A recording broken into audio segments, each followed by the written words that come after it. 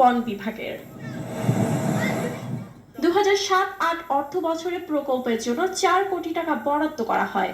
এরপর বালু দিয়ে এলাকা ভরাট করা হলেও দীর্ঘ 23 বছরে একটি সাইনবোর্ড স্থাপন করা হয়নি। এক ব্যক্তি প্রকল্পের 35 একর জমি মালিকানা দাবি করে আদালতে মামলা দায়ের করলে আটকে যায় প্রকল্পের কাজ। আমাদের বিগত মেয়র এবং তার পুত্র মনিরুল ইসলাম তালুকদার এটিকে দখল করার জন্য একটি জালিয়াতি কাগজপত্র তৈরি করে, যে কাগজপত্র আদালতের মাধ্যমে বৈধতা দিয়া যোগাযোগী রায়ের মাধ্যমে এটি কুক্ষিগত করার চেষ্টা করে। জায়গাটিতে নান্দনিক প্রাকৃতিক পরিবেশ থাকার কথা থাকলেও এখন ময়লা আবর্জনা ফেলে দূষণ করছে পরিবেশ। আমাদের দাবি যেন এই সরকারের মাধ্যমে এই ইকোপার্কটি বাস্তবায়ন করা।